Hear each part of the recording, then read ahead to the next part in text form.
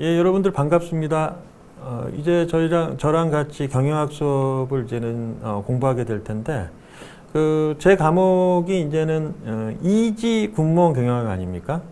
이제 저랑 이제 기본적인 이론을 배울 텐데, 이지라는 말이 이제 담고 있듯이, 제가 이제 여러분들한테 최대한 이제 쉽게 좀 풀어서 설명을 해줄 겁니다. 우선 이제 뭐 전공자분들, 그 다음에 이제 비전공자분들, 자, 어떤 분들이 이제 수업을 듣더라도 충분히 자기가 다 소화할 수 있도록 제가 이제 나름대로 강의를 좀 더 풀어서 잘 설명을 해드릴 거고, 우리가 이제 이 군무원 시험에 경영학, 특히 이제 군수직 시험이죠. 군수직 시험에 이제 경영학이라는 학문이 들어간 게 과목이 들어간 게 그렇게 오래되진 않았어요, 그죠? 그 전에 이제 품질관리론에서 이제 경영학으로 내용이 바뀌게 됐는데. 이제 경영학이라는 이 파트 자체가, 그죠? 학문 자체가, 내용이 좀 방대하죠. 우리가 이제는 대학교 전공자들이 보통 4년 동안 배워야 될 이 내용을 우리가 이제는 이 군수직 시험을 준비하기 위해서, 짧은 시간 내에 이제 준비를 해야 되다 보니까, 많은 양을 좀 공부를 하긴 해야 되는데, 그래도 다행인 것은, 내용의 깊이가 그렇게 깊진 않습니다. 실제 시험에 출제되는 문제들이 이렇게 난이도가 깊게 나오진 않고요. 난이도를 비교할 수 있는 대상이 되는 시험이라고 한다면, 보통 이제 노무사 1차 시험에 나오는 경영학 수준이나 아니면, 경영지도사라는 자격시험이 있어요. 거기도 이제 1차 시험에 이제 경영학이 나오는데, 아마 이제 시중에서 교재를 찾아서 한번 수험서를 찾아서 한번 보시면 알겠지만, 그렇게 이제 난이도는 깊지 않아요. 여러분들이 충분히 이해할 수 있는 수준의 그러니까 해설을 보면 충분히 이해할 수 있는 수준의 다 문제들이 출제가 되고 있고, 다 이제 양이 많다 보니까 여러분들이 이제 그걸 학습하기 위해서는 그만큼 또 시간을 투자해야 되겠죠. 그리고 이제 계산 문제도 가끔 나옵니다. 계산 문제가 잘 나오는 쪽이 이제 우리 회계하고 이제 재무관리 파트에서 이제 나올 수가 있는데, 특히 이제 회계 파트에서 계산 문제가 나오니까 여러분들이 되게 부담스러워할 수 있잖아요. 하지만 그것도 실제로 우리가 이제 다른 보통 이제는 뭐 회계사나 세무사 시험에 나오는 정도로 이렇게 어려운 문제들이 나오진 않아요. 간단한 기본적인 이론만 알면 충분히 계산해서 풀 수 있는 정도의 수준이기 때문에 여러분들이 이제는 기출문제 유형들을 한두 번 이제 풀다 보면 충분히 실제로 계산 문제 나오는 것들도 다 풀 수 있을 거라고 저는 이제 확신을 합니다.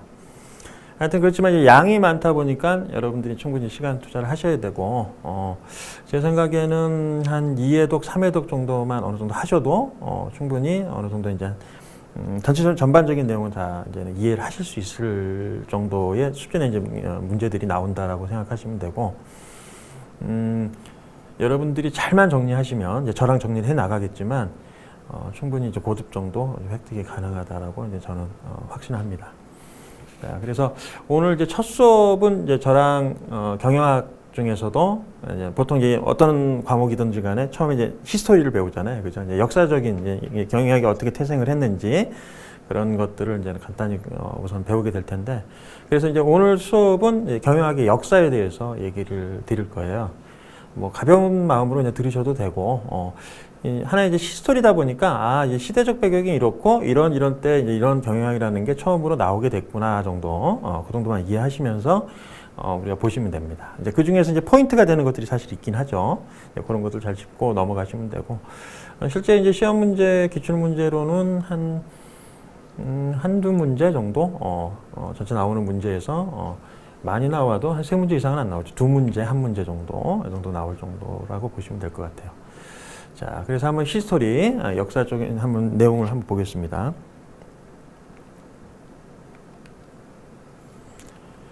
자, 이제 처음 나오는 내용이 이제 경영학의 생성과 발전이라는 내용에 대해서 이제 제가 내용이 나와 있는데, 우선은 경영학이라는 학문은 사실 뭐 과거부터, 뭐 이제는 말 그대로 학문이라는 틀을 잡은 거는 뭐 17세기 뭐 지중해 연안 도시국가부터 발생했다고 하지만, 사실은 그 전부터 뭐 경영학이라는 용어를 쓰지 않았겠지만 기본적으로 어떤 사업을 하게 되면 경영적인 마인드를 가지고 운영을 할 수밖에 없죠. 국가가 만들어지고 국가가 그러니까 임금이 나라를 다스리는 것도 하나의 경영이라고 볼 수 있거든요. 네. 자, 그렇게 보다면은 이제 그렇게 본다면 역사가 엄청나게 길다고 볼 수도 있겠죠. 하지만 이제 현대 경영학의 이제 기본적인 어떤 틀이 잡히기 시작한 게 역사적으로 17세기 지중해 연안 도시 국가부터 이제 발생했다 이런 내용이고. 뭐 이런 내용들이 별로 중요하진 않아요, 사실은. 근데 이제 처음 태생은 이제 상업학, 상업 경영학부터 시작을 했는데 그게 이제 독일 중심의 어떤 경영학이라고 보시면 돼요. 이제 보통 이제 독일 사람들이 좀 그렇지만 이제 이론적인 부분에 대단히 치우칩니다. 이제 독일 우리 보면은 뭐 여러분들이 이제 물리학이나 이제 어떤 뭐 수학이나 이런 것들 별로 좋아하지 않겠지만 고등학교 때 나오는 이제 수학자들 중에 똑똑한 수학자들이 대부분 독일 사람들이 많아요.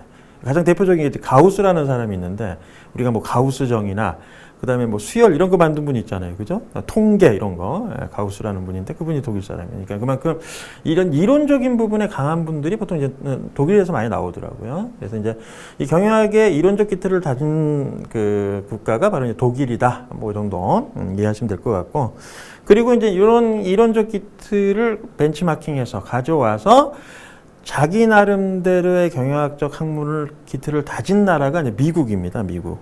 그래서 이제 그게 이제 19세기 말부터 20세기 초에 독일 경영학의 이제 기초를 가지고 이론적 기틀을 가지고 이제는 자기 나름대로의 경영학 학문을 만든 게 이제 미국이라고 보시면 돼요. 이제 우리가 이제 거의 다루고 있는 건 지금 현대 경영학은 이제 미국 경영학 이렇게 생각하시면 될 것 같고. 그래서 이제 미국 경영학에서 이제 기본적으로 하나 타이틀이 있죠. 자, 그래서 이제 기본적으로 학문적 기반, 미국 기반, 경영학의 학문적 기반을 다진 분이 이제 테일러라는 사람이에요.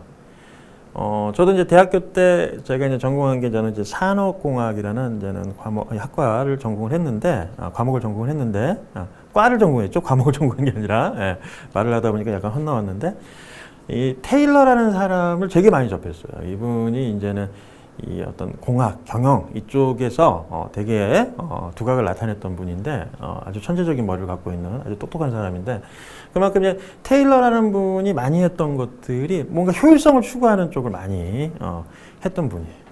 그러니까 이 미국 경영학이라는 요 이제는 경영학의 기초를 다진 분이 이 테일러라는 분인데 그러면 이제 그 당시에 대충 사회적 환경을 좀 알아야 그죠?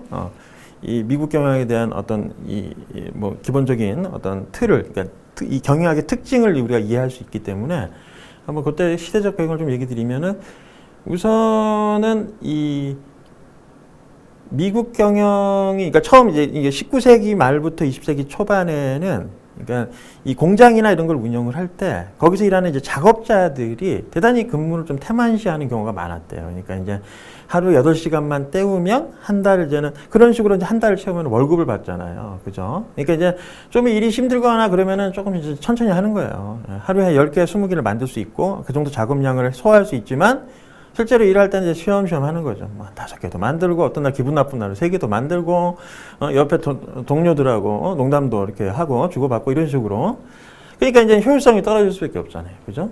효율성이 떨어지면 어때요? 우리 보통 생산할 때 생산량 대비 비용, 원가가 많이 들어가면 어떻게 되죠? 물건의 가격이 올라가잖아요. 그죠? 그럼 소비자들이 또 그만큼 피해를 보게 되는데, 그러니까 그 당시에 이제 그런 부분에 있어서 이제 생산대 효율성이 많이 떨어지는 거예요. 그죠? 그러니까 투입되는 노동량, 농우비에 비해서 생산되는 물건의 양이 적다 보니까, 야, 이런 걸 좀 효율적으로 개선할 수 있는 방법은 없을까? 이런 고민을 했던 거예요. 누가? 테일러라는 분이. 그죠? 그래서 이제 그분이 그런 효율성을 따지기 위해서 이제 많이 객관적으로 할 수 있는 과학적 방법이 뭐가 있겠습니까? 측정하는 거예요, 측정. 측정을 어떻게 하는 거예요? 작업자가 어떤 특정 동작을 할 거 아닙니까? 물건을 만들려면. 공장에서 기본적으로 이제 어떤 작업을 할 때 옛날에는 이렇게 뭐 분업화, 뭐 단순화 이런 개념보다는 그냥 한 작업자가 뭘 만들기 위해서 여기서 쿵쾅쿵쾅 해가지고 기본적으로 뭐 예를 들어 쓰레바지를 만들어. 철판으로 만든 쓰레반지를 만들고 손잡이를 만들어야 되고 밑에 이 담을 수 있는 이 본체라는 표현보다 뭐라 그러죠? 하여튼 그 기본적으로 이 손잡이 부분을 만들고 그걸 담을 수 있는 이제 케이스 부분이 있을 거고 또 그걸 다듬기 위해서 연삭할 수 있는 뭐 다듬 과정도 거쳐야 되고 뭐 이런 과정을 거칠 거 아닙니까? 그러니까 그걸 한 작업자가 다 하는 거지 자기가 원재료 가져와서 창고에서 가져와서 그걸 잘라가지고 절단을 한 다음에 뭐 손잡이 따로 만들고 뭐 본체 이제 붙이는 부분 따로 만들고 이거 담을 수 있는 거 그리고 그걸 또 이제 모서리 부분은 날카로울 테니까 또 다듬고 이런 과정을 한번 쫙 해준단 말이에요, 그죠? 그러니까 이제 근데 이제 보통 일반적인 작업자들이 그런 거 하나 만드는데 얼마나 걸릴까 이런 생각을 별로 안 했잖아요. 그 당시에 그런 거 생각 별로 안 했다고. 근데 이제 테일러라는 분이 그런 생각을 하는 거지. 야, 보통 일반적인 평균적인 작업자라면 평균적으로 몇 개를 만들 수 있을까? 일반적인 작업자라면 하루에 몇 개를 소화할 수 있을까를 일일이 다 측정을 해보는 거예요. 스톱워치 같은 거로 시간을. 그죠? 동작도 연구하고 시간도 측정을 하고 이런 식으로 하는 거죠. 근데 그래야지 객관적으로 일반적인 한 작업자들이 그러니까 내가 이제는 어떤 사람 하나 채용해서 이 사람 쓰면 대충 하루에 몇 개를 소화할 수 있구나 하는 걸 예측할 수 있잖아요. 그런 연구 방법, 그런 관리 방법을 도입한 게 이 테일러라는 분이에요. 그래서 이제 테일러의 과학적 관리법이 이제는 그때부터 이제 태동하기 시작했던 거죠. 그죠? 그래서 비효율적인 생산전적인 문제점을 좀 해결하려고 했던 건데 이런 것들이 다 이제 독일의 이 영향을 받은 거죠. 독일 경영의 영향을 받은 거예요. 그래서 이제 독일 베버의 관료제 영향을 받아서 학문적 기틀을 만들었다라고 했는데 하여튼 독일 경영학이 이제 미국으로 넘어온 거니까. 그죠? 그러면 베버하면, 독일의 베버하면 이제 관료제를 이제 주창했던 분이고. 자, 그래서 관리조 얘기도 이제 뒤에 가면 또 얘기가 나올 겁니다. 그 다음에 이제 독일 경영학의 학문적 발전, 미국 경영학의 학문적 발전을 보면, 그래서 이제 처음에 나온 게, 과학적 관리가 나오기 이전 시대. 그죠? 이제 방인 관리 시대라 그러니까 이제 놔주는 거예요. 그러니까 말 그대로. 그냥 네가 알아서 다 해라. 예? 그러다 보니까 효율성이 이제 떨어지기 시작하는 거죠. 이제 관리 감독도 안 하고 뭐 알아서 잘 하겠지 이런 생각을 하다 보니까 말 그대로 관리도 안 되고 완전 개판이 되는 거죠. 개판 오분전. 그러다가 이제는 19세기 말에서 20세기 초반에 이제 과학적 관리 시대 테일러가 테일러하고 이제 포드라는 분도 있어요. 포드 하면은 이제는 포드 자동차 생각하시면 되죠. 그죠? 포드 자동차 이제 CEO 그분도 이제 나름대로 획기적인 어떤 생산 시스템에 대한 부분에 대한 아이디어를 고안한 분입니다. 그리고 이제 그 다음에 이제 3단계에서 이제 30년대, 1930년대, 50년대 이제 인간 관리 시대라는 게 나와요. 이제 뒤에 가면 또 얘기가 나오겠지만. 그래서 그전에는 이제는 생산의 효율성만을 추구하다가 이제 3단계로 오면서 사람들에 대한 생각을 하기 시작하는 거예요. 이 사람이 기계도 아닌데 어떻게 매일같이 똑같은 작업을 반복적으로 효율적으로 하기 위해서 시간 측정하듯이 어떤 사람이 몸이 아플 때도 있고 어떨 때는 막 그죠? 정신적으로 뭔가 집안에 문제가 있어서 고민거리가 있을 수도 있는데 어떻게 똑같이 효율적으로 작업을 할 수가 있겠습니까? 이제는 그런 걸 고려했을 때 이제는 작업자의 어떤 사기 진작이나 사기적인 부분도 고려를 해줘야 되잖아요. 이제 그런 걸 고려하자고 하는 게 이제 인간관계 관리 시대예요. 그리고 이제 그 이후에 이제 1950년대 이후에는 뭔가 이제는 수치화된 데이터를 기초로 이제 경영을 하자라고 해서 나온 게 행동과학하고 이제 계량적 관리 시대 이렇게 넘어가는 거죠.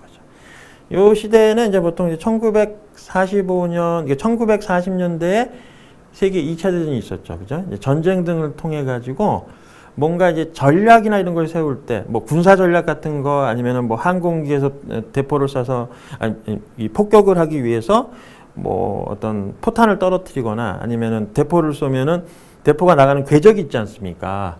그런 거를 계산하기 위해서는 어떤 그런 수학적인, 수리적인, 아니면 이제 컴퓨터를 활용해서 뭔가를 계산해야 되는데, 이제 그런 기법들을 이제 군사에서, 그러니까 이 군사 기술로 사용하던 것들을 말 그대로 경영 학문에다 갖다 붙인 거죠. 그래서 이제 뭔가 의사결정을 할 때 말 그대로 객관화돼서 나올 수 있는 데이터는 보통 수치화된 데이터니까 그런 데이터를 가지고 이제 합리적 의사결정을 하자 해서 나온 게 이제 1950년대 이후에 행동과학 그리고 계량적 의사결정에서 관리 시대로 이제 도래했다 이런 식으로 이제 표현을 한 겁니다.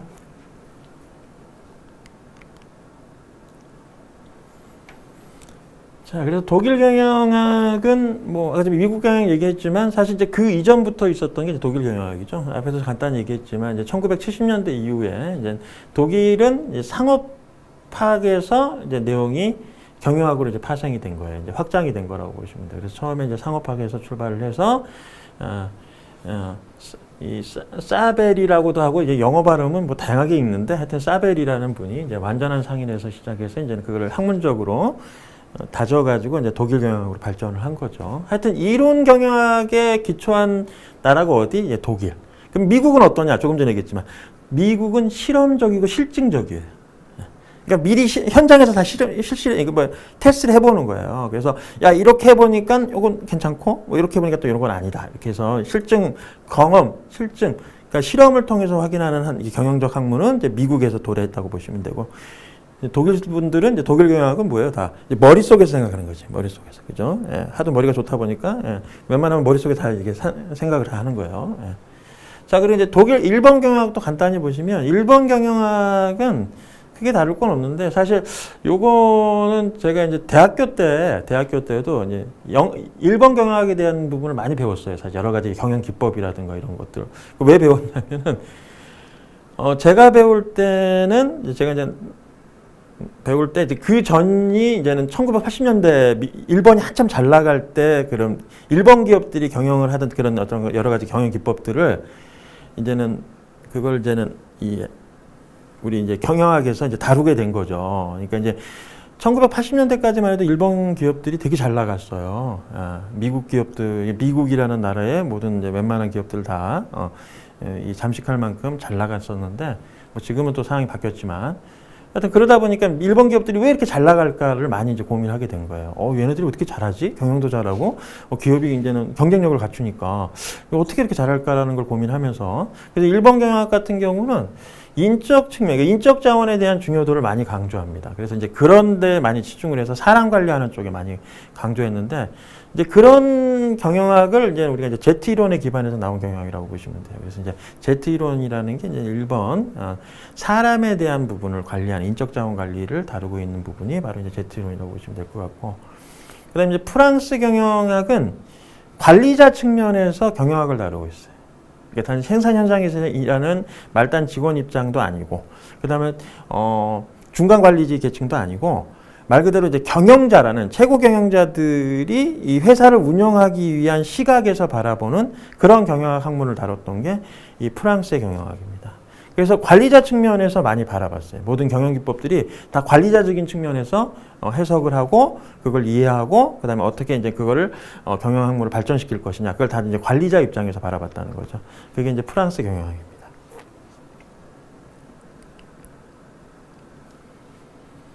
뭐 이제 참고사항은 뭐 이제 우리 한국 경영학은 별로 중요하지는 않습니다. 이런 건. 예. 근데 이제 간단히만 좀 언급하고 넘어가면 우리나라는 사실 이제 중간에 이제 일제 강점기 시대도 있었고, 그죠? 그다음에 해방이라는 그리고 이제 그 이후에 6.25 전쟁을 펼쳤고, 그리고 또 그 이후에 남한하고 북한이 이제 각각 미국하고 소련에 의해서 분할 통치까지는 아니지만 잠깐이나마 그렇게 관리가 됐었잖아요. 그래서 이제 그런 역사적인 사건들 때문에 우리나라 이제 이 경영학은 일본 경영학의 영향도 받았었고, 그 다음에 이제는 어떤 60년대, 50년대, 60년대 넘어가면서는 이제 미국 경영학의 영향을 받는 그런 흐름을 갖게 됐죠. 자, 그리고 이제 본격적으로 이제는 조금 전에 앞에서 간단히 얘기했던 걸 좀 더 디테일하게 좀 구체적으로 얘기를 좀 드리면, 우선은 우리가 이제 다루는 이제 고전적 경영학, 이 다 미국 베이스, 미국 기반이라고 보시면 돼요. 그래서 이 고전적 경영학에서 다루는 게 이제 처음 나오는 게 이제 과학적 관리 기법. 조금 전에 제가 테일러 얘기 드렸잖아요. 그래서 테일러라는 분하고 그다음에 포드 자동차 만든 분, 말 그대로 포드. 그리고 길브레스 부부라는 부분도 있는데 이 사람들은 이제는 테일러의 과학적 관리 기법을 좀 더 발전시킨 분들이라고 보시면 돼요. 그러니까 이제 테일러가 냈던 여러 가지 동작 연구나 시간 연구를 자기 나름대로 그거를 하나의 어떤 또 약간 확장을 해가지고 좀 더 확장을 해가지고 하나 이제 이론을 낸 분이 이제 길브레스 부부라고 보시면 되고, 그 다음에 고전 경영학 범위에 들어가는 게 이제 일반 관리론이에요. 이분이 프랑스 사람은 누구 관점, 그러니까 프랑스의 경영학은 어떤 관점이었어요? 관리자 입장에서 경영을 어떻게 할 것이냐를 고민한다 그랬잖아요. 그러니까 이제 일반 관리론은 이제는 이 프랑스 페올이라는 분이 이제 주창을 했던 거고, 그 다음에 이제 관료제론이 독일의 경영학자죠. 그래서 이제 관료제라는 건 우리 지금 현재 우리나라도 그렇지만 뭐 외국에서도 일반적인 이 공기업들, 그죠? 관공서나 공기업들 같은 경우에는 어떤 관리 방식, 이제 운영 방식을 경영을 합니까? 이제 말 그대로 관료제를 쓰잖아요. 관료제. 관료제라는 건 뭐예요, 결국? 기본적으로 이 상하 이 어떤 명령 체계가 확실하고 그죠? 거기에 따른 어떤 룰을 확실하게 정해놓고 거기에 따라 이제 뭐든지 문서화된 내용에 기초해서 모든 업무를 처리하는 거. 대단히 그냥 좀 획일적이기도 하고 딱딱한 조직이 이제 관료제 조직 아닙니까? 그죠? 그러니까 보통 이제 관료제 조직은 대부분 이제 국가에서 운영하는 이런 그런 기관들이 이제 이런 구조를 많이 띠고 있지 않습니까? 그죠? 그다음에 이제 작업 현장에 대한 내용이 나오는데 이제 과학적 관리법하고 이제 포드 시스템이 조금 전에 제가 예시를 들은 것처럼 이제 현장에서 작업하는 사람들이 이 작업 효율성을 높이기 위해서 고민한 단계에서 나온 게 이 과학적 관리법이라고 보시면 돼요. 이제 포드 시스템도 거의 비슷해요. 포드 시스템도 제가 이제 뒤에 보면 내용이 나와 있을 텐데 없군요. 여기서 얘기 드리죠.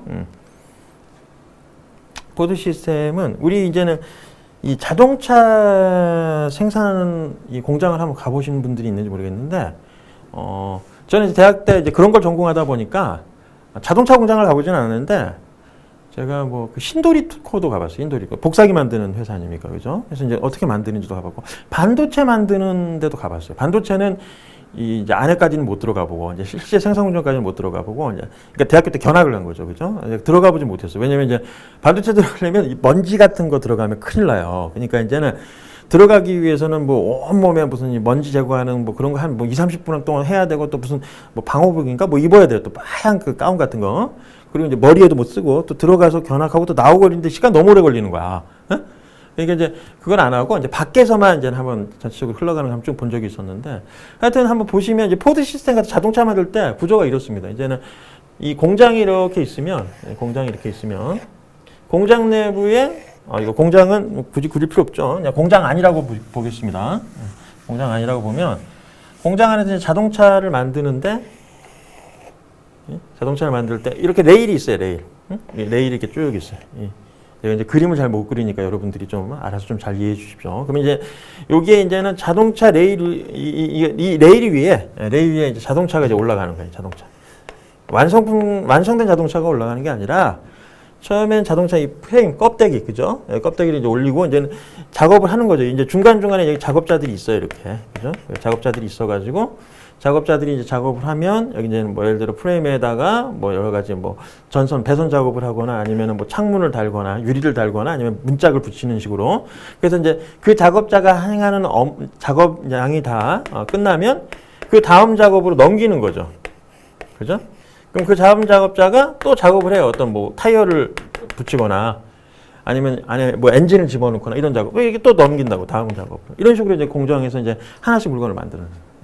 이런 작업으로 물건을 만들기 시작한 게 언제부터냐? 이분이 주장한 거예요. 포드 시스템. 포드라는 분이 처음으로 생각한 아이디어예요. 이게. 그전에는 그렇게 안 만들었어요. 어떻게 만들었냐? 그냥 자동차 하나를 딱 이렇게 예를 들어 이렇게 있으면 자동차 하나를 만들기 위해서 여기 이제 수많은 작업자들이 들어가서 이제 한 공간 내에서 계속 이 안에서만 왔다 갔다 푹청푹청 하면서 만드는 거예요. 이렇게. 그러니까 효율성이 떨어질 수밖에 없죠. 그렇죠? 여러 작업자들이 계속 붙어가지고 어떤 애는 옆에서 놀고 있는 애도 있고 막 이럴 수 있단 말이에요. 근데 이제는 이 업무를 분업화시켜 놓으니까 어때? 조금처럼 이제 레일 위에다 딱 올려놓고 이제 하나의 작업이 끝나면 옆으로 밀어주면 또 그쪽에서 그 작업만 반복해서 하고 그 다음 작업으로 또 넘기고 그러니까 이게 또 대량 생산이 가능한 거예요. 대량 생산이. 예? 그죠? 근데 지금 이런 식으로 한 이 작업 공간에서 여러 사람이 붙어가지고 한 사람이 만들고 뭐 만들고 또 계속 이렇게 하다 보면 시간이 엄청 오래 걸려요. 이게. 그죠? 업무적인 또 작업이 중복될 수도 있는 거고. 그죠? 그러니까 비효율적이란 말이에요. 그래서 이제 나온 방식이 이제 포드라는 분이 이제 처음으로 그런 시스템을 만들었다. 그죠? 업무를 분업화시키고 그리고 대량 생산 체제의 어떤 기틀을 닦은 분이 이제 포드라는 분이라고 생각하시면 되고 조금 전에 말씀드린 그런 식으로 생산하는 방식을 이제 포드 시스템이라고 얘기하는 거죠. 자, 그럼 다음으로 넘어갈까요?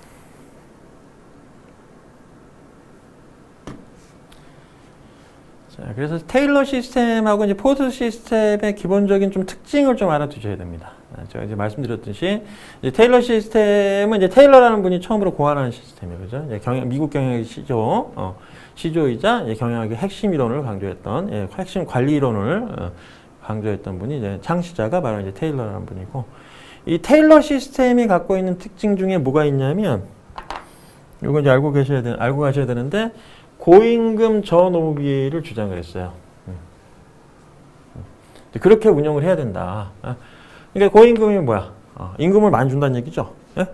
그리고 저노무비라는 거 뭐냐면 여러분들 회계 공부를 안 하는 분들이 이제 몰라 이런 것들. 비전공자들은 개념이 잘 안 쓸 텐데 이제 물건을 하나 만들면 공장에서 자동차를 하나 만들잖아요. 자동차. 조금 전에 자동차를 예를 들었으니까 자동차 하나를 만들려면 자동차에 만들기 위해 들어가는 돈들이 어떤 돈들이 들어갈까요? 어떤 돈?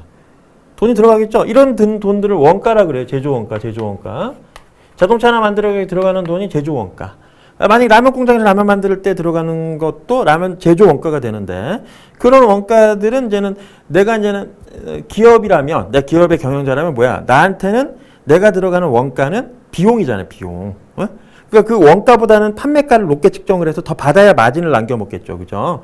그러면 하여튼 이 원가는 이제 결국 이제 비용 항목에 해당하는 건데 이 자동차 만들려면 어떤 비용들이 들어가 있냐면 이 자동차 들어가려면 뭐야? 재료비가 들어가요. 원래 재료비. 재료비 들어가고 그 다음에 들어가는 게 농업이에요. 농업이. 이제 사람 인건비가 들어. 자동차 만들 때 인건비가 제일 크거든. 비중이. 그죠? 보통 우리 음식점 가서 밥 먹고 그럴 때도 그 음식점 사장님은 어떤 비용이 제일 클까요? 음식 만들어 들어가는 재료비가 있을 거고. 그죠? 그 다음에 종업원 쓰려면 그 종업원에 대한 인건비 나갈 거 아니에요. 인건비 비중이 엄청 크거든요. 사실. 그죠? 인건비 비중, 서비스업 같은 경우는 인건비 비중이 엄청 크지 않습니까? 그러니까 인건비 비중이 크단 말이에요. 그리고 이제 기타 잡비, 기타 등등의 여러 가지 비용들이 있을 거라고요. 그죠?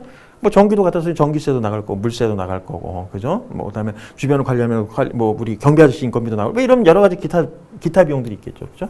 기타 등등. 그러니까 노무비 여기서 말하는 노무비.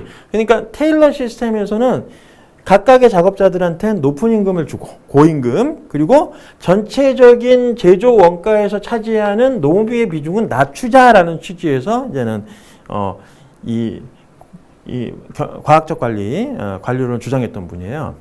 그러니까 이제 임금은 높게 주되 노무비가 차지하는 비중은 좀 낮추자. 상대적으로. 그러면 어떻게 해야 돼? 그렇게 하려면 효율적으로 물건을 생산해낼 수 있는 게 되면 가능하죠. 저게. 한 작업자가 한 달에 10개 만드는 작업자가 있었어요. 그래서 그 사람한테 월급을 100만 원을 줬어. 100만 원. 응? 100만 원 줬단 말이에요. 그죠? 근데 그 작업자가 한 달에 20개를 만들 수 있도록 만들어주는 거야. 작업의 효율성을 올려가지고, 그죠? 여러 가지 동작 연구나 이런 걸 통해가지고 이 사람이 좀 효율적으로 작업을 할 수 있도록 해. 그럼 한 달에 20개를 만들어낼 수 있으면 기업 입장에서 2배의 수익을 낼 수 있잖아요. 그죠? 근데 월급을 150만 줘. 그렇죠? 그럼 뭐야? 상대적으로 10개 만들 때 100만 원 주는 것과 20개 만들 때 150 주는 거. 그러면 임금은 올라갔죠. 그죠? 이 사람이 한 달에 10개밖에 못 만들던 실력자였는데 이제 20개를 만들 수 있는 실력자를 만들어줬으니까. 그러니까 이제는 150을 줬으니까 임금은 고임금으로 간 거죠. 더 올려줬으니까. 그죠? 그렇지만 차지하는 비율은 20개당 150을 주는 것과 100개당 100만 원 주는 노무비의 비중은 어때요? 더 줄어들었잖아요. 그러니까 효율성을 추구한다고 보시면 되지. 이게 결국 고임금 노무비는 저노무비는 대단히 효율성을 추구하는 효율성. 한 작업자가 효율적으로 생산해낼 수 있으면 너한테 임금도 많이 주지만 내 입장에서 상대적으로 나는 너한테 차지하는 인건비 비중은 줄어들어. 원래는 너 같은 사람 2명을 뽑아야지 20개 만들 수 있는데 너 하나 가지고 나는 이제 20개 만들어내고 너한테 임금이 150만 원을 줬으니까 나 50만 원 번 거 아니야? 이런 생각이잖아요. 그죠? 이 사업자 입장에서. 그죠? 그런 기준으로 보시면 되겠죠. 자, 그래서 테일러는 이 작업자들을 어떤 기준으로 바라봤냐면, 그럼 작업자들이 일을 무조건 효율성만 추구한다고 해서 사람들이 일을 하느냐. 자기한테 동기부여가 돼야 되잖아요, 동기부여가. 그러면 이제 작업자들을 어떻게 봤냐면, 테일러는 이렇게 해석을 했어요. 작업자들은 돈을 보고 일하는 사람들이다.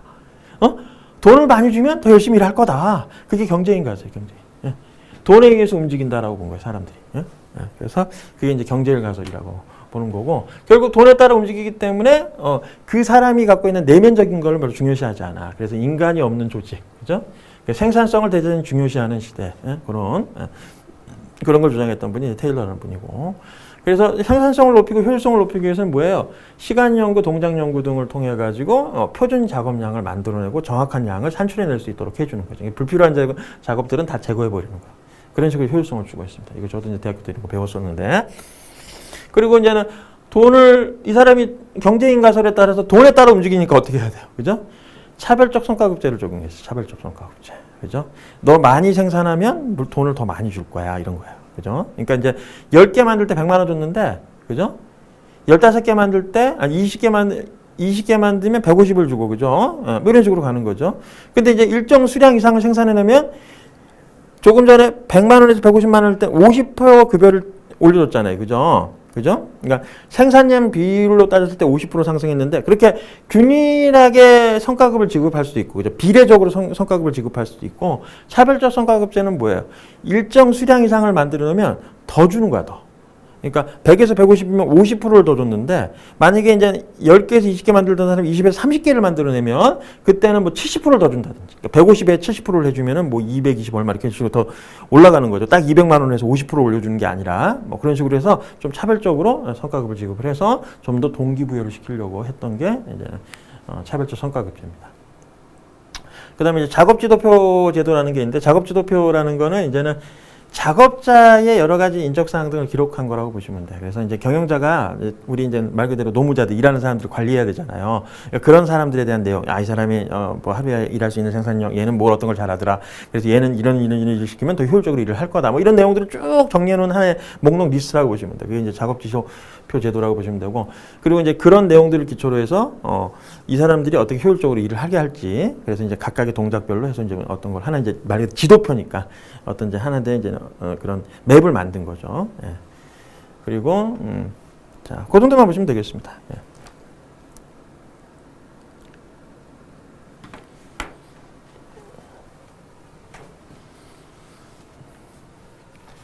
자, 근데 이제 테일러의 과학적 관리 이론이 이제는 받고 있는 비판들이 있어요. 예. 어떤 비판을 받고 있냐면, 우선은 이 테일러의 과학적 관리법은 단순히 과업에만 치중해 있다는 얘기죠. 그러니까 효율성만을 추구하는 거죠. 작업자의 효율성만을 추구하다 보니까 전반적인 경영에까지는 다 신경을 쓰지 않고 단순히 업무적인 효율성만을 추구했다는 거. 그리고 사람보다는 뭘 추구한 거예요?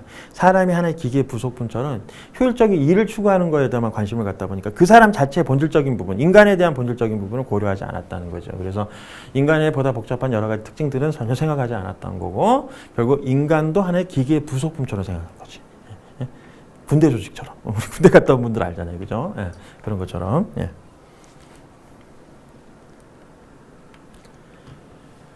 자, 그럼 포드 시스템을 제가 조금 전에 그림을 그렸기 때문에 여기서도 이제 간단한 포인트만 짚고 넘어가죠. 예. 그래서 이 포드 시스템은 이제 대량 생산의 기틀을 잡아준 게 이제 포드 시스템이라고 보시면 되죠. 이제 포드라는 분이 만든 시스템이라고 보시면 되고, 그래서 대량 생산이 가능해지면 어떻습니까? 제품에 대한 단가를 낮출 수가 있어요. 우리가 박리담회라고 보통 표현하는 거죠. 박리담회, 그죠? 어떤 사업자들은 만약에 가격을 좀 낮추면 전 대한민국이 사람들이 한 명당 한 개씩은 산다라고 하면 그때는 가격을 낮추더라도, 왜냐면 한 사람당 조금 남겨먹는다고 해도 대한민국 전체 인구를 대상으로 내가 팔 수 있으면 더 큰 수익을 내지 않습니까? 근데 뭐 내가 만든 제품 자체가 특정한 사람들만 소비하는 거야. 그렇다면은 박리담회 형태로 가면 안 되죠. 그죠? 어느 정도 가격을 마진을 남겨먹고 팔아야 되는 거 아닙니까? 그러니까 이제 근데 대량 생산 시스템에서는 결국 뭐예요? 왕창 만들어서 다 살 수 있도록 만들려고 하는 거잖아요. 이제 그런 시스템에서는 당연히 가격을 좀 낮추려고 하는, 판매 가격을 낮추려고 하는 그런 어떤 전략을 세울 거고, 그리고 따라서 당연히 왕창 만들어낼 수 있으니까 많은 판매를 해서 박리담회이긴 하지만 회사가 큰 이익을 남길 수 있죠. 그 종업원들한테 그 적절한 임금을 또 줄 수가 있습니다. 임금 인상 등을 해줄 수가 있다는 거죠.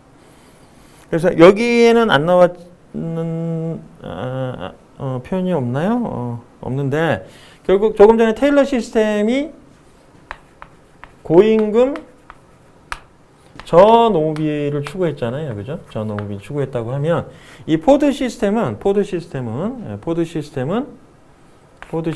이렇게 쓸까요? 자, 포드 시스템은 고임금 저가격을 추구했습니다. 저가격이라는 건 판매 가격을, 그러니까 제품의 판매 가격을 낮추는 쪽을 추구했다는 거죠. 그 다음에 포르라는 부분이 대단히 이상가예요, 이상가. 그러니까 뭐냐면 기업이라는 게 단순히 내가 이윤을 남기기 위해서 운영하는 게 아니라 사회에 봉사한다고 생각을 했어요. 그래서 종업원들한테 월급을 최대한 많이 줘야 되고 그 다음에 우리 소비자들한테는 최대한 저렴한 가격에 좋은 양품의 제품을 쓸 수 있도록 해주는 게 기업이 해야 될 기본적인 도리다 이렇게 생각한 분이 포드라는 분이죠. 예. 그래서 포드 시스템의 가장 대표적인 특징 중에 이제는 테일러하고 포드 시스템이 갖고 있는 이런 것도 알고 계셔야 되지만 또 하나가 이 컨베이어 시스템을 도입했다는 거. 예, 컨베이어 시스템.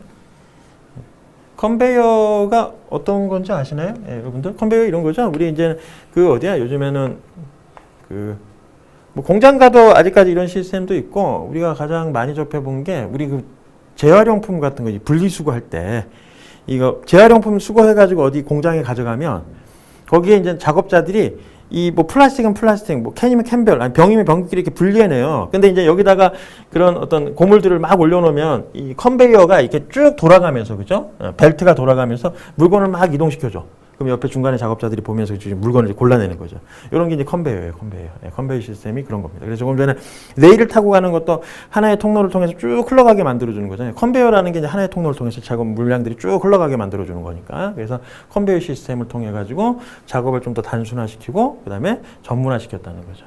그래서 컨베이어 시스템은 3S 해가지고 3S가 이제 S자를 따보면 뭐예요? 스탠다이제이션, 그 다음에 심플리피케이션이죠. 예, 제가 영어 발음은 정확하지 않으니까 여러분 좀 알아서 이해해 주시고 그 다음에 스페셜라이제이션 이 세 가지 그러니까 전문화와 그 다음에 단순화와 표준화를 추구한 게 컨베이어 시스템이 추구하는 겁니다. 자, 그래서 요런 내용들을 좀 알아두시면 될 것 같고 자, 이제 다음 내용에 이 테일러 시스템하고 포드 시스템에 대한 이 포드와 테일러의 기본적인 두 가지 이 이론에 대한 걸 정리해 놓은 게 있습니다. 한번 보시면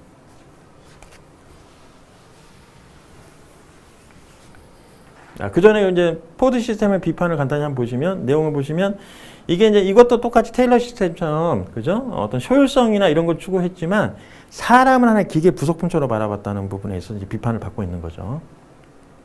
여기 이제 두 개를 비교해 놓은 겁니다. 테일러 시스템하고 포드 시스템. 우선은 테일러 시스템은 이제 과업 관리 위주로 가요. 과업 관리. 얘는 한 작업자가 처음 물건을 생산해서 완제품을 만들 때까지 전체적인 과업을 어떤 식으로 효율적으로 할 거냐. 이렇게 간 거고. 포드 시스템은 드디어 어때? 업무를 분업화시키고 전문화시킨 게 포드 시스템이잖아요. 한 작업자가 탁 서 있으면 컨베이어 이 벨트에 의해서 물건이 쭉 이동해. 그럼 난 여기 가만히 고정되어 있는 상태에서 거기서 내가 해야 될 일만 하면 되는 거죠. 그죠? 예. 그러니까 이제 이러다 보면 뭐야? 내가 여기서 작업하고 바로 옆에 있는 사람은 또 다른 작업을 계속 연속적으로 하고 있잖아요. 동시 관리라는 거예요. 동시 관리. 그죠? 한 번에 벨트 위에 있는 모든 사람들을 다 관리할 수 있고 동시 작업이 이렇게 쭉 이루어지고 있는 거죠. 그게 이제 포드 시스템이라고 보면 돼요. 그래서 이제 테일러 시스템을 테일러리즘이라고 얘기도 하고 포드 시스템을 포디즘이라고도 이렇게 줄여서 얘기를 합니다. 그러니까 기본적으로 테일러 시스템이 갖고 있는 특징은 뭐예요? 고임금 전업비를 추구했다는 거죠. 그 이제 원칙이라고 써놨지만, 그다음에 포드 시스템은 고임금 저가격, 그죠? 판매 가격 좀 낮추자. 이분 좀 약간 이상가라 그랬잖아요. 이상가. 그래서 자, 그다음에 이제 기준을 보시면 테일러 시스템은 고임금을 달성을 하거나 이랬을 때는 거기에 따른 적절한 성과급을 지불해 줬어요. 그죠? 그러니까 이제 일단은 회유책이잖아요. 그죠? 이 사람들이 효율적으로 물건을 잘 만들면 차별적 성과급제에 따라서 월급을 이제 더 주거나 그런 식으로 봉급을 더 주는 식으로 가는 거고. 그죠? 포드 시스템 같은 경우는 이제는 이 기업을 하나의 이제는 경영 공동체로 받고, 그 다음에 이제 기업을 하나의 사회적 봉사기관으로 받습니다. 그래서 이제 직원들한테 월급 많이 주고, 우리 소비자들한테는 최대한 좋은 물건을, 양질의 물건을 저렴하게 공급하자. 그래서 저가격을 추구한다고 그랬죠. 예. 그럼 내용적인 거는 뭔지 한번 쭉 보시면 이해하겠는데, 조금 전에 차별적 성과급제도, 뭐, 작업 지도표도 다 얘기해줬고, 포드 시스템 같은 거 이제 1급제가 나와요, 1급제. 1급제는 뭐예요? 하루 일당으로 주는 거죠, 하루 일당. 그죠? 보통 월급이나 주급. 뭐, 우리나라 같은 경우에 거의 월급제잖아요. 근데 이제 외국 같은 데는 이제 1급제라든지 주급제도 일반적이니까 주급은 이제 일주일 단위로 월급 주는 거 아니에요. 그러니까 주급을 주는 거죠. 월급이라고 하면 월 단위니까 급여를 주는 거잖아요. 예, 주 단위로. 예. 주 단위로 주는 것도 괜찮은 것 같아요. 예, 주 단위로. 예, 주 단위로 주는 것도 제 주변에서 이제 어떤 분이 그런 식으로 주급으로 주는 분도 있는데 이 받는 분도 좋아하더라고. 이제는 한 달씩간 월급으로 받으면 한 달간 그죠? 예, 월 초에 다 쓰고 손가락만 빠는 경우가 생기잖아요. 근데 주급으로 받으면 그죠? 조금씩 나눠 쓸 수 있으니까 또 장점이 있는 것 같아요. 그래서 이제 1급제 같은 포스 시스템에서 나오기 시작했고 이제 대량 생산과 대량 소비가 가능하도록 만든 거죠. 이제 컨베이어 벨트가 나오면서 그런 시스템 안에서 이제 물건을 왕창 찍어낼 수 있도록 분업화와 전문화가 이루어지는 거, 단순화되는 거. 3S라 그러잖아요. 3S. 그죠? 예. 자, 그래서 이 정도 특징만 좀 알아두시면 되겠습니다.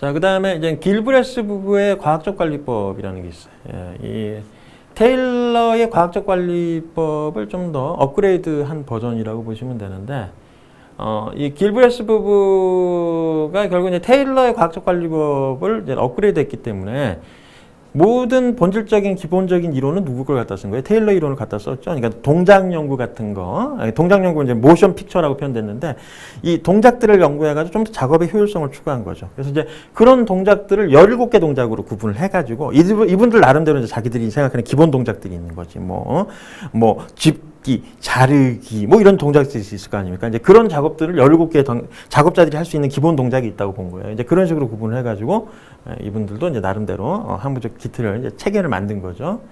그래서 이분들은 이제 인간의 기본 동작을 이제 서블릭이라는 용어로 해서 총 17개의 기본 동작이 있다라고 이렇게 가정을 했어요. 예?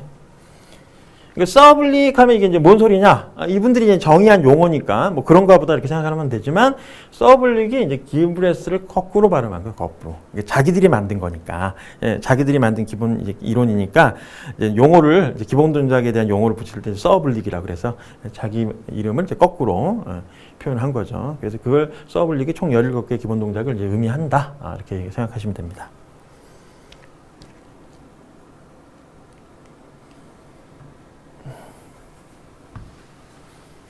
자, 그다음 페올의 이제 일반 관리론이 나오는데 이제는 페올은 내가 프랑스 분이라고 그랬잖아요. 그래서 이제 프랑스 분은 이제 프랑스 경영학의 기본은 경영자의 눈높이에서 보는 거예요. 경영자. 그렇죠? 그리고 페올이라는 사람이 요즘 말로 하면 이제 금수저예요. 금수저. 아버지가 엄청 잘 나가. 그러니까 자기는 바로 그냥 이제는 대학교 졸업하고 사회에 진출하자마자 바로 경영자가 되는 거죠. 그러니까 말 그대로 이제 이분은 바로 경영자가 되지는 않았지만 이 말단 과정이 별로 길지 않았어. 바로 승진을 해가지고 그냥 잠깐 말단하다가 이제 나중에 바로 경영자, 관리자가 된 거죠. 그러니까 페올이라는 사람이 이제 관리자 입장에서 봤을 때 이 경영을 어떻게 해야 될 거냐 이런 걸 고민하게 된 거예요. 효율적으로 어떻게 효과적으로 어떻게 경영을 하기 위해서는 어떤 것들이 필요할까 이런 것들을 고민했던 분이 페올이라는 사람이고. 프랑스 사람인데 이분은 이제는 총 경영관리의 직능은 총 5가지 요소가 있고 그리고 경영관리는 총 14가지 일반 원칙들이 있다라고 했어요. 뭐 너무 디테일한 것까지는 몰라도 돼요. 그냥 그런 게 있다 정도만 아시면 될 것 같고 자, 요거는 좀 알아두셔야 될 것 같아요. 그래서 이제 경영관리의 직능의 5가지 요소는 우선은 계획 단계, 그 다음에 조직, 명령, 조정, 통제 단계로 넘어갑니다. 경영관리를 할 때 내가 경영자 입장이라면 내가 만약에 회사를 차리거나 아니면 조그맣게 하나 가게라는 표현은 좀 없어 보이니까 가게 말고 뭐라 그러니까 조그만 매장, 사업장을 하나 운영을 한다.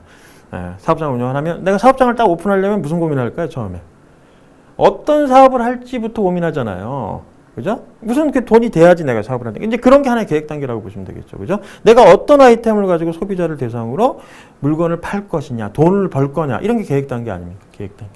그죠? 그럼 계획 단계가 되면 그 다음부터는 뭐야? 그거를 잘 수행할 내가 혼자 할 수도 있겠지만 1인 기업이면 나 혼자 잘 할 수도 있겠지만 뭐 이런 것도 하나의 조직이죠. 그러니까 조직화시키는 건 나 혼자 할 수 있으면 나 혼자 소비해도 되죠. 하지만 내가 혼자 할 수 있는 부가가치의 이 창출의 크기는 제한적이라고.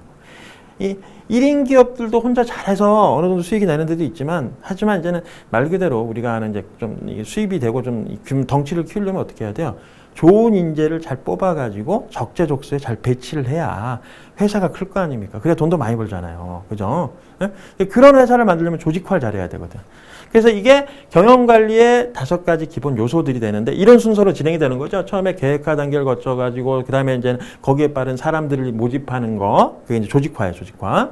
그리고 이제는 그 사람들한테 일을 시켜야 되잖아요. 그게 명령이에요, 명령. 응? 시켜봤더니 이제 피드백이 오는 거지. 얘 보니까 잘 못하네. 얘는 엄청 잘하는데. 얘는 여기다 또 이렇게 일을 시키면 잘하겠는데. 이런 것들, 이런 게 조정 과정이에요, 조정 과정. 그죠? 그죠? 그리고 거기에 따른 피드백을 또 받을 거 아닙니까? 그죠? 조정 과정으로 또 피드백 받고 또 관리, 유지 관리를 해줘야 될 거 아니에요? 계속 그 조직이 이제는 전속될 수 있도록 하기 위해서는 계속 이제 관리를 해줘야 돼. 그러니까 이제 통제라고 보시면 돼요, 통제. 그러니까 이런 식으로 진행이 된다 이거죠. 그죠?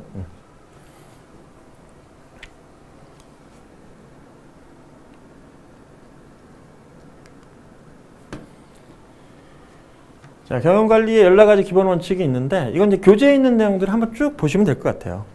그 정도만 읽어보시면 충분히 되는 거고, 뭐 이렇게 중요한 내용은 없습니다. 자, 그 다음에 이제 관료재료. 이건 이제는 독일의 이제 베버라는 분이, 이제 독일은 이제는 이론 경영학에 기초를 하고 있잖아요. 그래서 이제 관료재론이 가장 대표적인 이론 경영인데, 이 관료제는 제가 전에 얘기했지만 능률을 추구한 효율성, 능률, 작업. 그러니까 작업의 효율성이 아니라 경영 업무적인 사무 업무에 걸쳐서의 어떤 행정 업무의 효율성을 추구한 거죠. 그죠? 그래서 여기에 이제 나오는 관료제의 특징은 뭡니까? 모든 공식화된 일을 합법성에 기초해서 일을 수행한다는 거예요. 그죠? 그러니까 모든 게 다 문서야. 조직이 되게 딱딱하죠. 그죠? 뭐 하나 시키면은 뭐든지 결제를 다 맡아야 돼. 시간 엄청 뺏길 거예요. 그죠? 성질 급한 사람은 이제 못하는 거 이런 거. 그죠? 하지만 이렇게 하면 말 그대로 이제 체계를 갖추고 있기 때문에 업무적으로 만약에 이제는 좀 더 객관성을 띨 수도 있는 거죠. 그죠? 그 다음에 이제는 주기에 따른 계층 구조와 권한, 그러니까 이 권한 구조가 확실해. 상하 구분이 확실하다는 얘기예요. 계층 구분이 확실하기 때문에. 그 다음에 업무를 각각 상하 계층에 따라서 정확하게 분업해서 자기의 권한과 책임을 딱 정확하게 부여를 할 수 있는 거죠. 성과에 따른 정확한 어떤 승급이나 아니면 이제 필요한 사람을 뽑아 쓸 수 있다는 특징도 있고. 그 다음에 이제 계약 경쟁이 되게 자유롭다는 거죠. 그죠? 뽑았다가 또 이제 아닌 사람을 또 내보내고 되고 새로운 사람을 또 뽑을 수 있으니까. 그 다음에 이제 이런 거는 이제 선거라기보다는 위에서 이제 시켜서 이제 내리는 거죠. 그죠? 위에서 선발을 해가지고 그냥 심어주는 거. 그래서 임명제라고 하잖아요. 그죠? 예. 그리고 이제 고정봉급제. 그러니까 연식이 오래되면 더 월급이 올라가는 구조잖아요.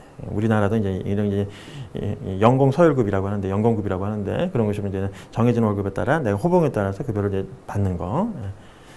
경력 체제를 가지고 있고, 이제 당연히 오래 일하면 경력이 쌓이는 구조잖아요. 이런 구조는. 그죠? 능력제가 아니라 오래 버티면 그만큼 또 월급이 올라가는 구조가 되는 거고. 그 다음에 공사의 구분을 확실하게 해주는 구조. 그런 조직이 이제 이 관료제의 특징입니다. 그 다음에 모든 게 다 문서주의. 그죠? 문서에 의해서 이제 처리하는 거고. 그 다음에 이제 개인적인 것보다 공식적인 걸 추구하기 때문에 이제 비개인성을 띠고 있다라고 표현한 거죠. 그죠? 그래서 관료제의 장점하고 이제 순기능과 역기능에 대한 내용들이 좀 나오는데, 뭐 순기능은 한번 여러분들도 읽어보시면 충분히 다 이해할 만한 내용들이고, 역기능을 좀 이제는 순기능보다 역기능을 좀 알아두셔야 돼요. 그래서 관료제가 갖고 있는 부작용은 뭡니까? 역기능은 이제는 목적과 수단이 이제 전도될 수가 있어요. 그죠? 그러니까 어떤 업무를 하기 위해서는 뭐 예를 들어 내부 결제를 빨리 끝내가지고 의사 결정을 빨리 해서 작업을 진행을 해야 되는데.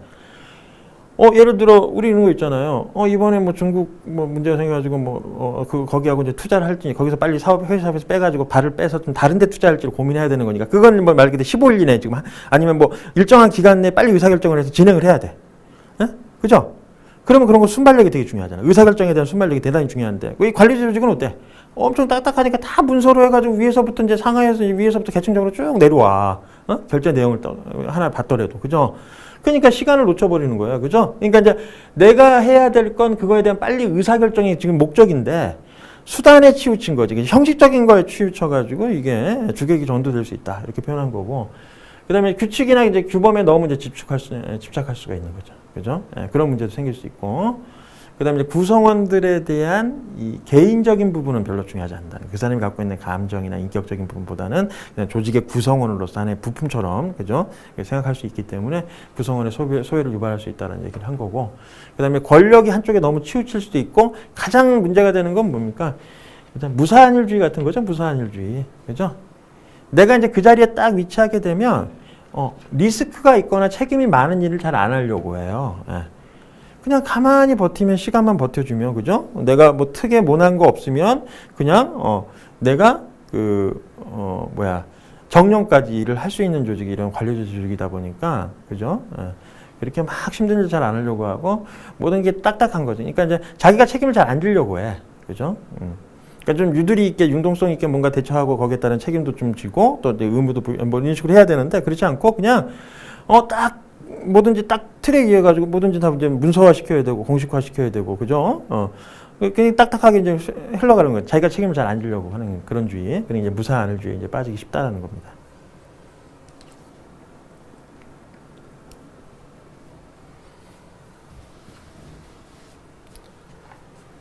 자, 조금 전에 지금까지 얘기했던 거는 이제 고전주의, 이 고전 이론에서 바라본 이제 경영학이고, 이제 그 이후 이제 1930년대 이후부터 이제 신고전 이론이 나오기 시작했어요. 이제 그게 배경이 된 거는 뭐냐면은 이제 과학적 관리 이론이 갖고 있던 여러 가지 문제점들이 이제 대두되면서 이제 신고전 이론이 나오기 시작했는데, 이 인간관계론이라고 이제 딱 거창하게 제목이 있잖아요. 이게 이제는 그 호선이라는 시에서 이 호선 실험이라는 게 있었어요. 이제 뒤에서 내용이 나오는데, 거기서 이제는 어떤 처음에는 조명 실험, 그러니까 이제 작업자의 작업 환경을 만들어주면 작업자들이 어떻게 업무를 더 효율적으로 할지를 한번 검증하기 위해서 실험을 했었는데, 막상 실험을 해보니까 뭐 조명이나 작업 환경이 별로 중요하지 않고 그 작업자들 간의 인간관계가 작업의 효율성을 높이는데 더 많은 변수로 작용을 하더라. 이런 데에서 출발한 게 이 인간관계론입니다.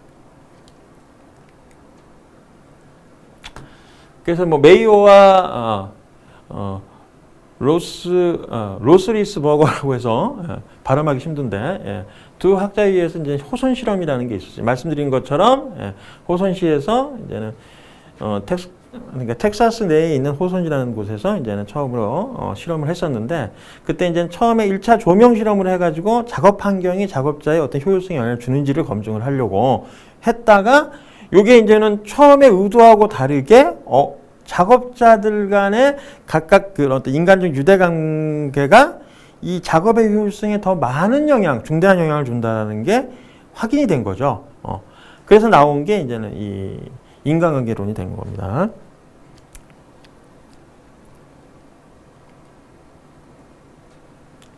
그래서 이제 결론을 말씀드리면, 여기 나오지만 이제 근로자는 고전 모형을 중시하는 경제적 욕구만을 추구하는 것이 아니라 이 비경제적인 요인들도 이 근로자의 여러 가지 근로 의욕이나 동기부여에 영향을 주더라는 거예요. 그래서 이 인간관계 이론이 나올 때는 이제 어땠냐면, 이거 보니까 작업자들이 작업 환경에 영향을 받는 건 거의 일반적이지 않고, 보니까 작업자들끼리의 이 개인적인 친목이나 이런 신뢰관계가 이 작업에 훨씬 더 많은 영향을 준다. 그래서 거기에만 이제 또 집중을 하기 시작한 거예요.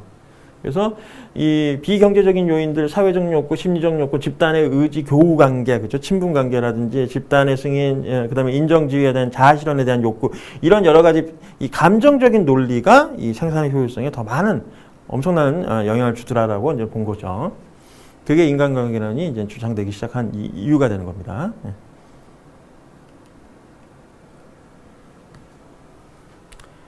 자, 그다음에 매슬로의 욕구 단계설이 있어요. 요게 이제 신고전 이론에서 이제 말 그대로 인간관계론이 나오고 나서 이제 사람의 감정적인 부분에 대해서 이제 좀 관심을 갖기 시작한 거죠.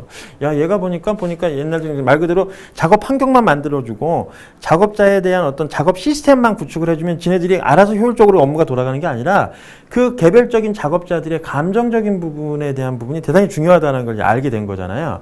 그래서 이제 그 이후에 이제 매슬로의 욕구 단계설에서는 이제 작업자들이 갖고 있는 욕구가 결국 작업의 동기부여가 되고, 이런 욕구가 어떤 단계에 있느냐에 따라서 작업자들이 좀 더 적극적으로, 능동적으로 작업을 하거나 그렇지 않을 수 있다고 본 거죠. 그래서 전체 5단계로 좀 구분이 되어 있는데, 보시면 이제 첫 단계는 생리적 욕구 단계, 생리적 욕구. 이제 작업자들이 내가 자아를, 이제 어떤 내 자아 실현을 위해서는 단순히 먹고 자고 의식주 문제만 해결이 되면, 그죠? 어느 정도, 그런 것만 해결이 되면 그냥 작업을 한다. 그죠? 근데 이제는 좀 더 능동적으로 작업하는 사람들이면 그 욕구의 단계가 점점 올라갈 겁니다. 그죠? 처음에는 그냥 먹고 사는 데 정도만 해결이 되면 뭐 행복할 거라고 생각했지만 막상 하다 보니까 뭐야? 나름대로 이제 내 집도 있어야 되고, 그죠? 내 집도 있어야 되고, 내가 이제 작업을 좀 잠깐 쉬더라도 내가 좀 더 안정적으로 돌아갈 수 있는 그런 어떤 환경이 만들어져야 되잖아요. 이제 그런 욕구를 갖기 시작하는 게 이제 안전의 욕구죠. 그죠? 처음에는 사회초년생들이 그냥 일하는 데 급급해가지고 먹고 살고, 그죠? 생활하는 데만 집착하다가 어느 순간은, 내가 이제 가정을 기르고 집도 있어야 되고, 그죠? 땅도 좀 있어야 되고, 이런 거 고민하게 저축도 좀 해놔야 되고, 그런 단계가 이제 안전 단계고. 사회적 욕구 단계는 뭐야? 이제 안정이 닦이면, 그죠? 안정적인 상태가 되면, 그다음부터는 뭐예요? 주변 사람들을 보기 시작하는 거야. 그죠? 그 사람들한테 이제 관심을 갖기 시작하고, 그 사람들랑 이제 교류, 친분 관계를 이제 형성하게 되는 단계가 이제 사회적 욕구 단계다. 그 다음에가 이제 자기 존중의 욕구예요. 자기 존중.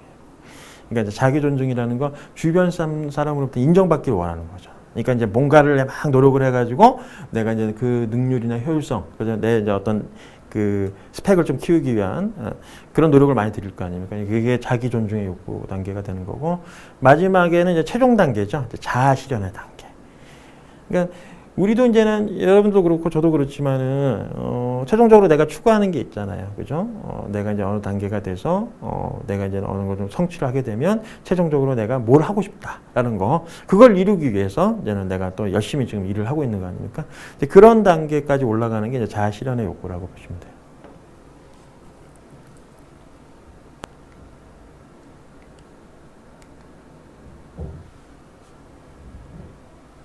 자, 그 다음에 맥그리거의 XY 이론. 자, XY 이론이 나오는데, 간단하게만 얘기를 좀 드리고, 어차피 이제 뒤에서 다시 또 구체적인 내용들이 나오니까, 제가 이제 처음부터 너무 많은 내용들 좀 기술하는 것 같아서, 여기서 간단히만 얘기 드릴게요. 자, 이 맥그리거의 XY 이론 같은 경우는, 이 XY 이론의 기본도 이제는 인간의 감정적인 걸 추구했는데, 이 맥그리거라는 분은 사람을 두 가지로 분류했어요. 그러니까 어떻게 말하냐면 X적인 인간이 있고 Y적인 인간이 있다고 보는 건데, 이제 X적인 인간은 어떤 인간이냐면 사람이 대단히 수동적인 사람이야. 본질적으로 이 사람은 수동적이야. 그러니까 태어날부터 일하기 되게 싫어하고, 야망도 없고 책임도 없고 이렇게 보는 거야. 그리고 모든 걸 또 부정적으로 봐. 그리고 타인에 의해서 통제받기를 원해요. 내가 뭔가를 능동적으로 하지 않는 사람이에요. 그럼 이제 Y이론을 주장했던 그런 사람 유형은 어떤 사람이에요? Y이론적인 인간은, 우리 꼭 옛날에 고등학교 때, 중학교 때 그 국민윤리 시간, 그 옛날 도덕 과목 이런 거 있잖아요. 성선설, 성학설처럼 이 Y이론 같은 경우는 인간의 본능은 이제 능동적인 사람이라는 거죠. 그러니까 일하기 좋아하고, 일하는 걸 공부하는 걸 좋아하고, 뭐 이런 거. 그 다음에 자기 스스로 뭔가를 하려고 하는 능동적인 자세를 갖고 있고, 모든 걸 긍정적으로 바라보는 거. 그게 이제 이 맥그리거가 주장한 두 가지 인간 유형입니다. Z이론은 제가 이제 아까 좀 1번 경영학의 가장 베이스가 되는 게 이제 Z이론. 사람 간의 관계, 인간과의 관계를 가장 중시한 게 이제 이 Z이론이죠. 이 Z이론은 이제 이 맥그리거 조금 전에 얘기했던 XY 이론의 영향을 받아서 등장한 게 이 Z이론이에요. 그래서 이제 결국 X 같은 사람이 있고 Y 같은 사람이 있는데, 그 중간에 이제는 그런 사람들을 대변할 수 있는 게 Y라는 사람이 있는 거예요. Z. 그래서 XY와 X 같은 사람, Y 같은 사람의 이제 절충안이 Z 같은 사람이죠. Z 같은 사람. 그래서 이 Z 이론이 나오게 된 게 이제 오치 교수라는 사람이 이제 미국의 그 교수인데, 일본 기업이 갖고 있는 문화적인 특징이 뭘까를 고민했어요. 이제 1980년대 일본 기업이 되게 잘 나갔다 그랬잖아요. 일본 기업들이. 그죠? 그러니까 일본 기업들이 왜 잘 나갈까? 얘네들이 갖고 있는 경쟁력은 뭐지? 이런 고민을 하면서 일본 기업들을 연구 분석하다 보니까 이게 보니까 그 기업 문화 자체가 사람을 대단히 중요시해.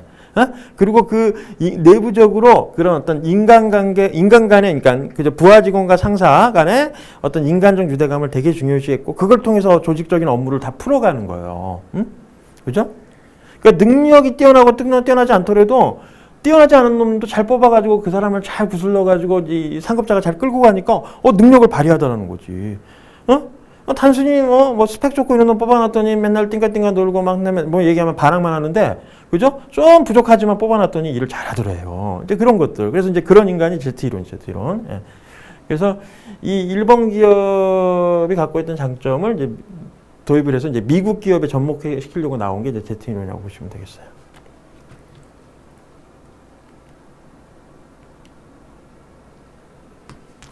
자, 그리고 아지리스의 성숙 미성숙 이론이 있습니다. 예, 성숙 미성숙 이론.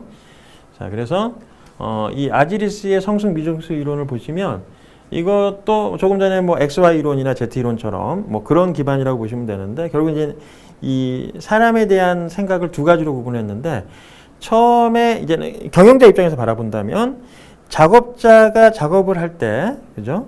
처음엔 대단히 미숙한 단계에서 시작을 할 겁니다. 그죠? 근데 이제 이 사람이 일을 함으로 해서 이제 어느 정도 이제는 경험이 쌓이게 되면 성숙하게 되잖아요. 그러니까 일을 이제 좀 더 능동적으로 능숙하게 잘 수행을 하게 되는 거죠. 그런 유형으로 설명을 한 게 이 아지리스의 성숙 미성숙 이론이에요. 그래서 종업원은 처음에는 미성숙 단계에 있다가, 그죠? 유아형에 있다가 이제 성숙 단계에 들어가면 이제 성인형이 되는 거예요. 그죠? 이제 그렇게 하기 위해서 이 경영자는 노력을 해야 된다는 거예요. 특히. 그죠?